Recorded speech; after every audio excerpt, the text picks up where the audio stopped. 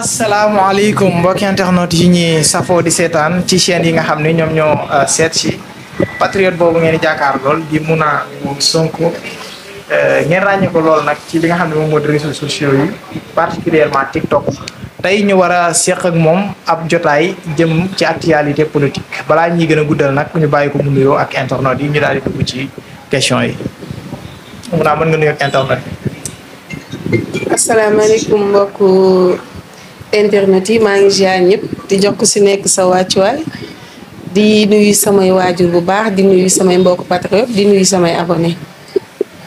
waaw macha allah Muna ginnaaw ba nga nuyoo ñu dugg ci li nga xam ne moom moo di actualité politique ñu dooree ko ci li nga xam ne moom moo di nemmeeku tour bi président Sonko doon def ku leen xam ni yéenay wooye seen bopp ay anticorps yu président Sonko nekkal ko ci li nga xam ne moom moo di réseaux sociaux yi ñu gis Ousmane Sonko door ab nemmeeku tour commencé ko ci département bu Mbour ñu gis moo am ay jafe-jafe ñu bëri ci yéen patriotes yi ñoom génn ne li nga xam ne ni moom mooy jafe-jafe yi Macky Sall moo nekk ci ginnaaw ba moom président Ousmane Sonko sax daf ni bi mu ñëwee dafa interpellé directement ki nga xam ne moom moo di Macky Sall est-ce que tam jotul ngeen à chaque fois lépp lu xew rek daal ci Ousmane Sonko ngeen bëgg ko ñëw gàll ci kaw Macky Sall. waa d'abord maa ngi leen di nuyu di leen remercier aussi ci question bi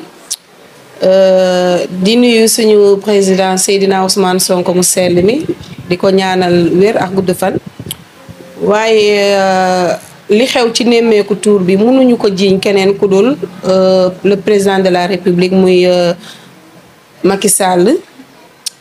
parce que ku xam force de l'ordre xam ne ñoom duñu déplacé wu parce que ñoom la neex ñu déplacé pour ñu déplacé wu par ordre la ñuy déplacé wu te ordre bi ci kan lay jógee ci Macky Sall mu ñëw ci ministre de l'intérieur mu door a wàcc si ñoom seeni supérieur donc tout ce qui se passe c'est Macky Sall.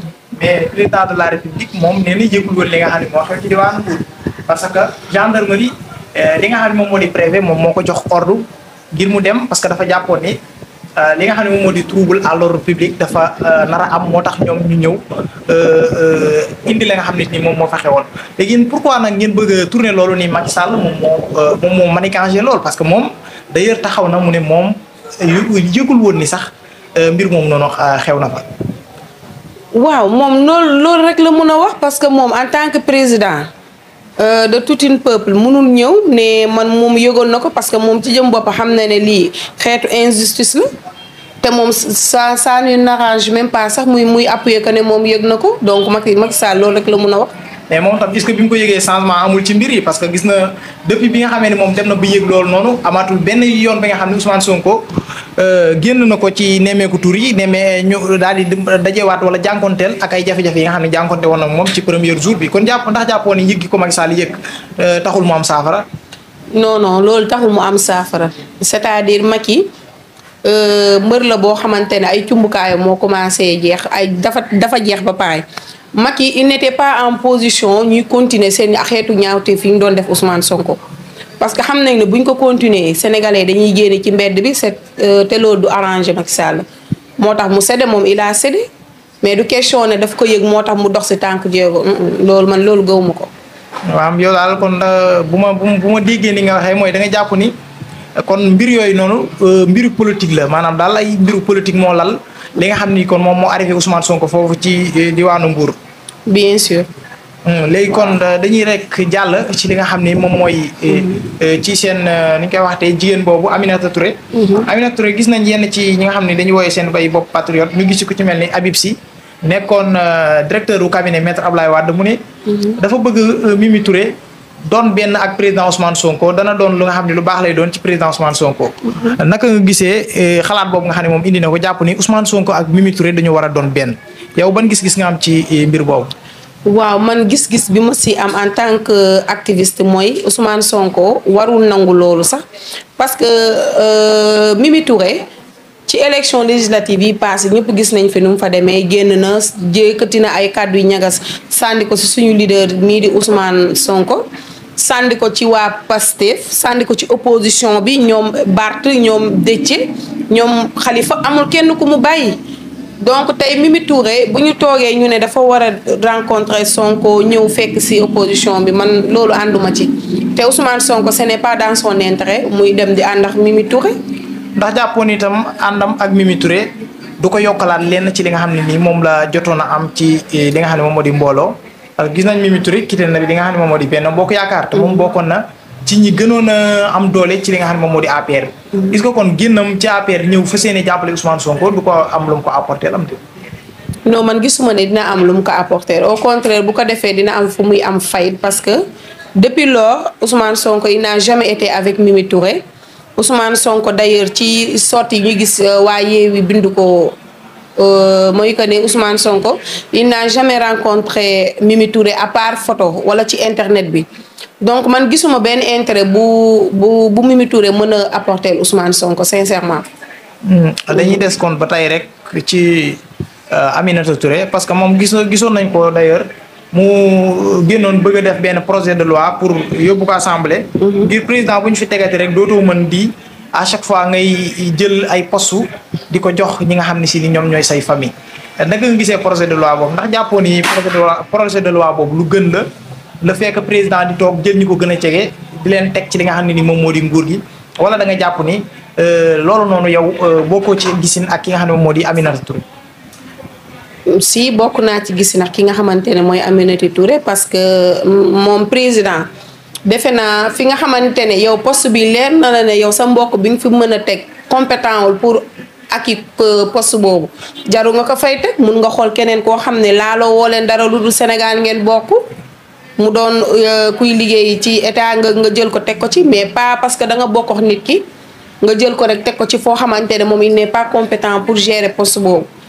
après inconvénients yi du baax quoi man côté boobu moom d'accord ma ci. yow daal da nga jàpp ni kon moom compétence la ñu war a toogee ci li nga xam ne kon moom moo di ci poste yi. bien sûr. waaw parce que maanaam xam nga yow da nga am gisin ak moom ci gis-gis bi mu am ndax moom daf ni ñi jege président maanaam ay mbokkam du ñu mën a maanaam dafay indi projet de loi boo xam ne si ni du ñu mën a di.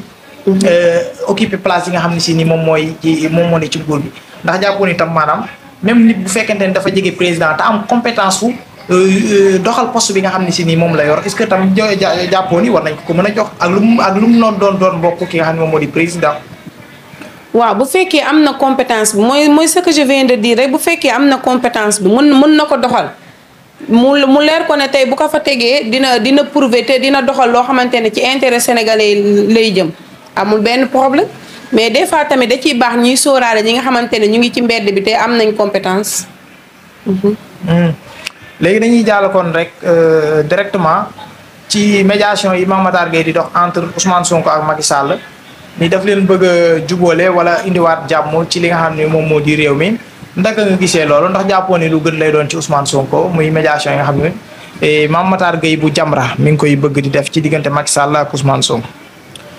waaw père Mame Matar Gueye ñu ngi koy nuyu de passage mais je pense que ne fii médiation waru fi am parce que problème personnel amu fi Macky Sall Ousmane Sonko amul benn problème personnel ak Macky Sall politique moo leen boole Macky Sall c'est le président de la République du Sénégal Ousmane Sonko opposition la bokk c'est un homme politique un homme public muy xeex li mu bëgg Macky Sall di xeex li mu bëgg loolu la rek mais man gisuma fi parce que médiation foo ko dégg mooy problème personnel te fii problème personnel amu fi donc je pense que ne warul am benn médiation quoi man ci li ma gis waaw médiation waru fi am. waaw kon daal maanaam da nga jàpp ni Ousmane Sonko amul ak problème ak ki nga xam ne moom moo di président de la République. mais Ousmane Sonko boobu moom moo taxaw wax ni Macky Sall depuis ba mu dalee jàmmaarloo ak moom ak léegi bu amee lenn bu amee benn ragal bi nga xam ne si ni am na ci diggante bi Macky lay doon kon ndax jàppoo ni kon moom combat la ko jàppee ci diggante ak Macky Sall. waaw président Sonko bu jàppee loolu à savoir que ne looloo am mais daal man gisuma si ne war problème personnel am na ci non man gisuma loolu. d'accord léegi dañuy ñëw directement rek ci assemblée nationale. ndax gis nañ depuis lors député yi nga xam ne si ñoom ñoo féetee ci assemblée nationale ñoom jotaguñ seen ay oto waaye itam ñu déggoon fi ñu ni président dafa bëgg a wàññi li nga xam ne moom moo di salaire yi jëlee ko ci 1 million 300 yóbbu ko ci li nga xam ne moom moo di 700 000 ban gis-gis nga am ci boobu leen mbir nga xam ne si nii ma nga am ci assemblée nationale. te boobu moom je pense que président dafa war a xoolaat bu baax lu tànk jéego yu mu ciy def parce que moom ba mu amee majoritaire à l'Assemblée nationale il n'a jamais parlé de diminuer les salaires alors pourquoi tey opposition bi ñu ñëw dugg biir Assemblée nationale mu ñuy indil ay question wàññi salaire man loolu yow dama ko jàpp ci toujours rek injustice bi la rek waaw. maam yow daal da nga jàpp ni comme ni nga ko waxee noonu ay mbir la nga xam ne si nii président moom moo koy mën a yàlla. waaw man loolu laa gis. mais yéen tam est-ce que tam jotul yéen patriotes yi nag ngeen xaw a wàññi parce que gis nañ yéen à chaque fois rek mbir bu am da ngeen di ñëw dal ci directement président de la république est-ce que tam jërul ngeen xoolaat mbir yi bu baax a baax ndax yéen gis nañ ni lu xew rek. bala ngeen a interpellé kenn da ngeen di dem directement ci président de la république ne mbir yi moom la est-ce que tam jotul ngeen arrêté loolu tamit. mais xam nga lan ngeen war a xam. mooy que ne fii amul benn décision buy jógee ci gouvernement bi boo xamante ne président de la république tegu ci loxoom amul. fii kenn mënu fi jël benn décision sans pour autant président de la république mu appuyer ko donc je peux dire que ne tout ce qui se passe ici rek moom la quoi. ndax moom la ay ministre am duñu tëb ñu def moom la ñuy laaj ndigal. ay député am tamit même chose. kon daal yow su ma déggee sax da nga jàpp ni daal lépp moom moo nekk ci li nga xam ne moom moo di ci seen ginnaaw ñoom ñëpp.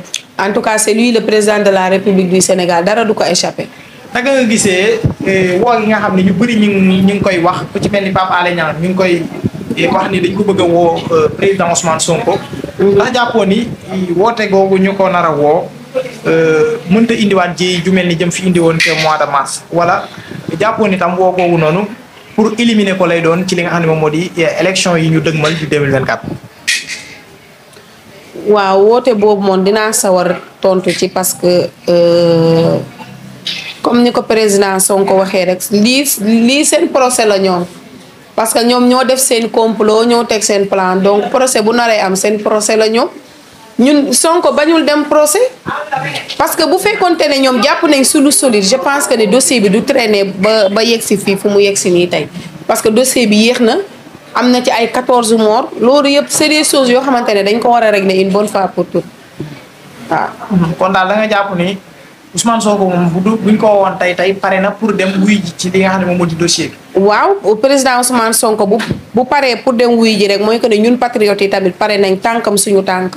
kon yéen daal ma déggee seen wax mooy maanaam pare woo leen benn yoon ci bañ a gunge ki nga xam ne moom moo di président Ousmane Sonko ndax gis ngeen moom moo ne leen bu ñu ko woowatee jërul yéen ngeen di génn di ko gunge te bu ma déggee sa wax kon mooy yéen maanaam pare woo leen pour jëfee li nga xam ne moom mooy kàddu yooyu mu leen sant.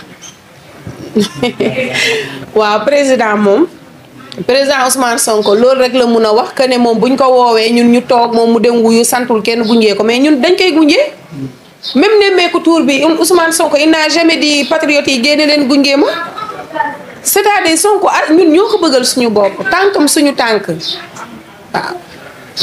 waaw léegi dañuy ñëw rek ci général Moussa Fall. bi nga xam ne moom moo yilif gendarmerie nationale.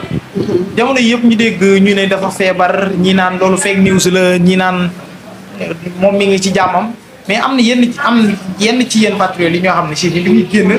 mais ni kuy fësal ak contentement ci boobu feebar nga xam ne ñi ngi naan du dëgg ñi naan dëgg la est-ce que tam maanaam loolu lu leen war la yéen patriote. waaw général Moussa Fall de moom je pense que j'ai pas trop de choses à dire sur lui. parce que tout récemment je pense que c'est hier jot naa benn information que ni feebarul am na benn forum bu amoon xaw ma fan.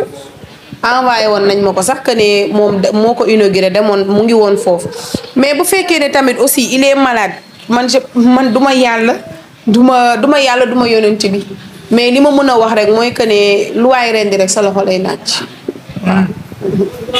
léegi dañuy ñëw directement ci yow ci li nga xam ne yow ci nga jaar ba dugg ci fi nga xam ne moom moo di Pastef wala. ci li la dugal ci défendre Ousmane Sonko ndax gis nañ ni. mën nañ sax ni maanaam ki ngeen di défendre problème la amal ak seen moroomu jigéen.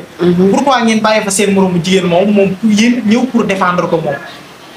bëggoon nañ tam nga indil ñu ay leeral foofu noonu maanaam défendre Ousmane Sonko bi nga xam ne jug nga di ko défendre en tant que patriote maanaam naka la dikkee ba nga fas yéene koo défendre. voilà d'abord gune googu ngay wax ci boppam moom ay mbokkam moom séeréer la ban séeréer nga gis mu génn fii naan daf koy défendre parce que xam nañ ne seen doom nekkul ci yoon nekkul ci dëgg ci ay wax ndaxa sa mbaay la nekk. moom convaincre nañ ko fi. gis ngeen tam aussi mbooloo bi nga xam ne si ñoom moom la. ban mbooloo boo xamante ne dañ leen jënd. fay leen ñu tee ay pancarte di yuuxu di tëb di dal. non mais attends juste pour Adji Sarr ñoom ñëpp gis nga leen. non parce que man jour boobu j'étais là-bas man demoon na. ñun ñoo àndoon ñoo gunge woon Ndeye Khady ñoo nekkoon ci ginnaaw. mais gis nga aussi tam mbooloo mi ànd ak Adji Sarr. mbooloo déggoo li ma la wax bañ leen di jox ay pancarte suñu kanam la mbooloo boo xam ne dañ leen di fay ay 2000 journée 5000 2000 pour ngeen téye ay pancarte ñun Pastef patriotes yi ñun kenn fayuñu Ousmane Sonko joxuñu lu toll ni talfatal ay nii joxuñu ko la preuve Ousmane Sonko bu waree dem fenn ñun buñ koy topp ku si nekk yaay fëggal sa bopp sa paas. ñun liggantewuñu Sonko lu mu am ak lu mu amul ñun li ñu ñor mooy Sonko mooy espoir te moom la ñu bëgg mu diriger ñu Sénégal. waaw ñun kenn duñu fay ñun kenn fayuñu Ousmane Sonko mosuñoo fay. kon daal yow da nga jàpp ni daal kon nit ñi nga xam ne ñoo ñëwal pour soutenir Adji Sarr yow da nga bëgg a wax ni kon nit ñooñu ay nit ñu fay lañ pour ñu ñëw soutenir si. ay nit yu ñu fay la comme moom ni ñu ko fayee rek pour mu sosal Ousmane Sonko noonu la rek. waaw léegi ñu ñëw ci li nga xam ne si ni moom moo di sorti yu am solo yi Ndeye Khady Ndiaye di faral di def. waaw di indi ay leeral yu bëree bëri ci problème bi nga xam ne nii ñu bëri daanaka ñi ngi xaar pour xam fan la dëgg féete moom ñi gis temps yi dafay génn di def ay live yu bëree bëri naka nga gisee génnam googu noonu ndax jàpp nga ni moom génnam googu noonu luy def effet la ci boobu dossier. non si mu ngi def effet parce que Ndeye Khady moom tamit bokk na si ñi nga xamante ne ñoo ñu mun a leeral. ma koy nuyu de passage parce que c'est une femme battante jigéen bu baax parce que nit ki moom boo ko xamulee rek xamoo ko mais ñun ñii di waxtaan ak moom xam nañ ne jigéen bu baax la jigéen bu dal la ñun sax am na yoo xamante ne moom rek moo ko mun a leeral donc live fi muy def nii di génn di leeral je pense que mu ngi am effet bu baax waaw.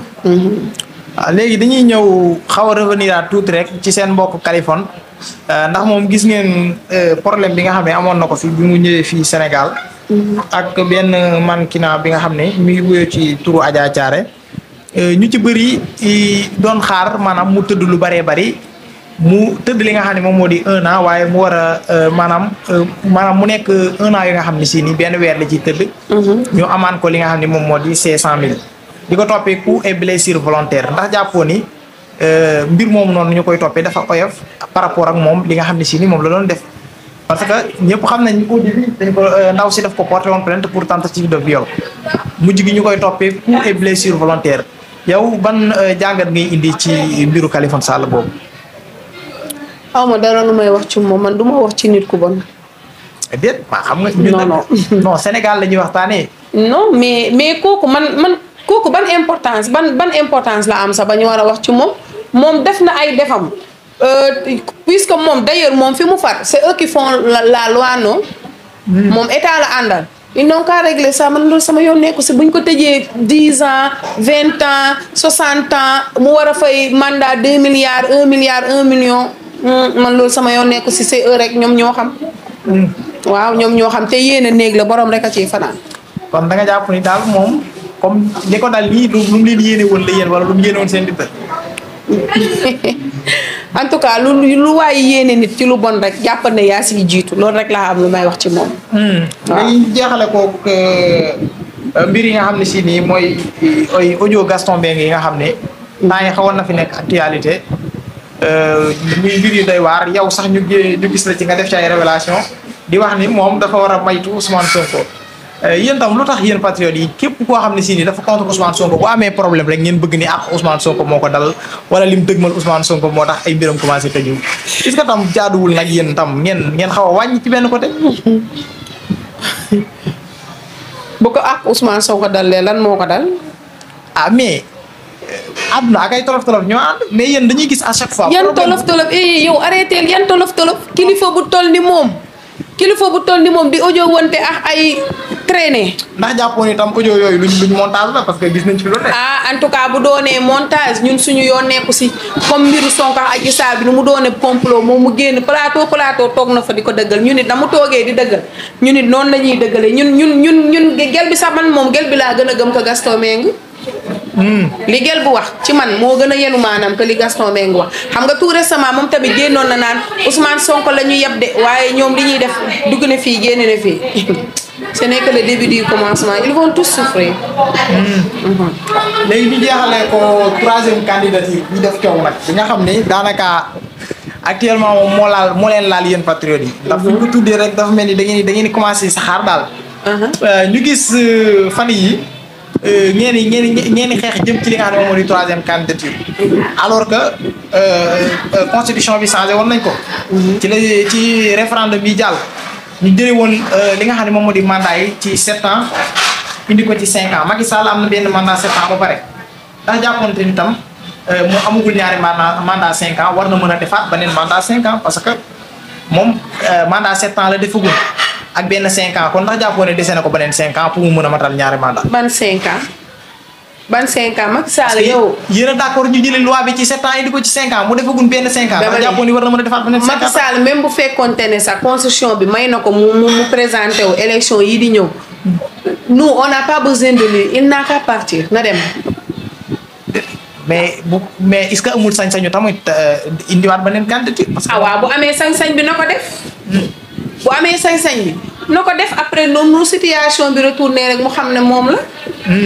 waaw parce que gis nga ab dëkk ab réew boo ci nekkee ngay jiite boo jiitee ba nga dem ba à la fin yow ña ngay jiite ña la faloon soxlaatuñu la li gën a am solo mooy nga démissionné nga dem waaw.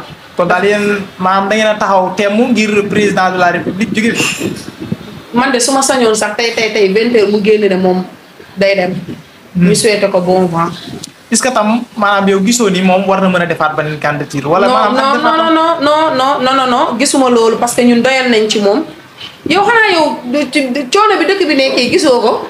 non si xam nga nag maanaam. wala yow mettiwul sa côté. non mais attends mais les gens souffrent ñi ñu ngi souffrir am na ñoo xamante ne bu ñu ndekkee duñu añ bu ñu añee duñu reer bu ñu reeree nga xam ne suba ndekki bi mooy loolu. mais loolu xoolal ay xale yu ndaw di dem di jàngi ay xale yu def CI ngay fay fourniture 30 000 on est où fan lañu nekk. mënd bi bu taw bi tawee kenn du am jàmm les sécurités les hôpitaux kenn mënul faju ku amul xaalis doo faju mais alors. léegi loolu lépp yow da nga ko bëgg a teg ci dox président de la république. mais moom moo opté pour nekk le président de la république du Sénégal tous ces responsabilités là moom la engagé. mais moom mi ngi liggéey. gisuma ko duñ ko mën a waxal mi ngi liggéey. man damaa pas personnel man mun a am Sonko gisuma fi lu mu def bu fekkee def na fi lenn lu baax yi 14 morts yi ak détenus yi nekk ca prison yàq na lépp. waaw man moom sincèrement gisuma fi dara lu mu fi def na dem rek. ñu ñëw jeexalee ko ci doxantoom moom président de la république gis nañ ko muy doxantu ko ci Guédiawaye gis ngeen askan wi génn dogale ko di demander troisième mandat mu nekk ñoom dañ ko def demande sociale ndax gisoon ni demande sociale boobu noonu tam ñenn ci askan wi ñoom ñoo koy laaj ngir mu war ko mën a defaat ndax gisoon ni loolu war na ci mën a jaare def troisième candidature.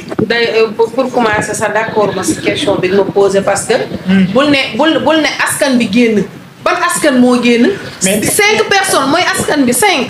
mais 5 personnes. mais ñooñu sont des sénégalais. mais ay sénégalais ba ci ñoo xamante ne gis nga ni tout est programmé dama la ne doxantoom boobu mu doon doxantu tout est programmé te Dakar yemul fu mu nekkoon ne lu ko teree woon dugg ci banlieue bi ay parcelles nii mu jaar fii bu jaaroon police parcelle bi nii suñu yoon bi nu mu ko yàqee nii dina xam ne travaux yi nekkul di bouger nulle part voilà.